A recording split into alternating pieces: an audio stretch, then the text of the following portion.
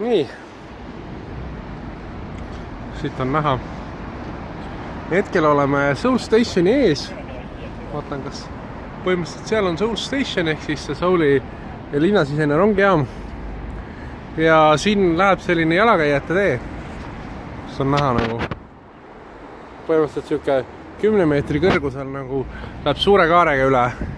Päris äge ju. Jah, üle selle automaantee. Ja siin üleval on nagu tundub täitsa ubane olevat, et on olemas mingid taimed ja... Vaatame seda auguga maja. Aitäh, kus on? Ahaa, nüüd ma näen. Ma näitan näpuga seal. Ja siit on Seoul Stationi paremini ka näha, et eile olime seal ja siis seal ees olid need protestijad või jah, need, kes rääkisid oma asju. Seal olles oli tegelikult näha ka, et siin üleval mingid inimesed käivad, aga seal... Viskand see peale saada. Jah, ma alguses mõtlesin, et seal on mingi lotemark, et läbi selle saab peale, et me läksime sinna sisse ja sealt tuli ainult mingi kaubanduskeskus, mingi Rimi tuli vastu. Ja noh, kõik teavad, et Rimidel ei ole kahel pool usti. Nii et siis me tulime tagasi ja tulime maalt läbi. Siis tegelikult kogu siin maalt läheb metroosüsteem, siis tuleb sealt välja, sealt sisse ja sealt poolt tuleb kuskilt maas sisse välja uuesti.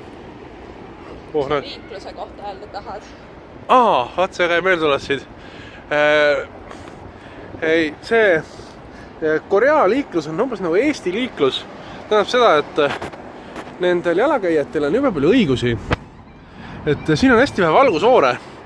Eriti siuksed suurematel tänavatel nagu see, siin on valgusfoorid, isegi vist seal kuskil oli. Aga väiksemad tänavad, seal ei ole mitte mingeid valgusfoore. Tähendab seda, et autojuhid peavad teed andma. Nad peavad teed andma hästi paljudes kohtades, et juba raske võib niimoodi olla. Et minu arust Jaapanis oli ikka tunduvalt palju neid valgusfoore ja liikluse reguleerimist. Aga siin nagu ei ole. Midagi oli veel. Ma vaatasin, kirikuid on palju. Sealt on näha, seal on üks torn ja mitmel majal on sedasi, et nagu väike rist on nagu otsas. Kristlust levinud natuke. Teisel pool oli ka midagi. Meil on wifi masin. Jah. Mul on taskusse. Siuke. Selle kohta oli nagu nii palju kommentaari, et jube mugav, eks ju, ja neid renditakse hästi palju. Ma alguses rentisin endale ette lennujaamast, et maksin interneti ära. Ja tegelikult on nii, et seal on koha peal neid kümneid ja kümneid erinevaid wifi masina pakkujaid. Et seda tegelikult ei pea ette rentima, et sa lähed koha peale ja lihtsalt võtad. Ja siis mis mõte on see, et kui sa tuled tavaliselt oma telefoniga siia välismaale ehk Koreasse, siis sul see roamingu tasud on hästi kallid. Aga sellega saad sa mingid $2-3 päevas, saad omale nagu piiramatu interneti. Et hästi odav ja mugav ja ta peab üle päeva peab vastu. Sest eile ma vaatasin, et ta oli mingi 80% peal, siis kui meil see asi läbi sai, kui me õhtul tuppa jõudsime. Ma panin ta uuesti laadima siis ja... Nii et kindlasti, kui Koreasse tulla, siis soovitan seda võtta. Ja see on ka, et kuna see on wifi, siis mõlemad kõik võivad kasutada, et ei pea nagu, saab lihtsalt tegada. Huvitav võtta taimed siin ja bambused ja... mis see on? Näed, siin saab sisse vaadata. Ma vaatan korra ise sisse. Okei, see on lihtsalt mingi kaameraga. Ma vaatan, kas klaver töötab ka. Näed, ma oskan klaverit mängida.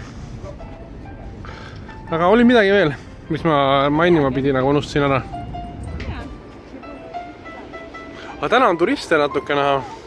Et ennem all olid ka ameeriklasi. Siin mängitakse ka neid. Ja filmitakse.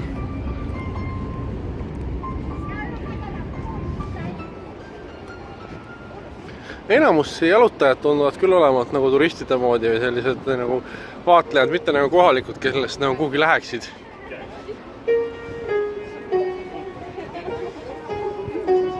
Huvitav need puud siin, need kindlasti kastmas käima, muidu nad kuivaksid ära.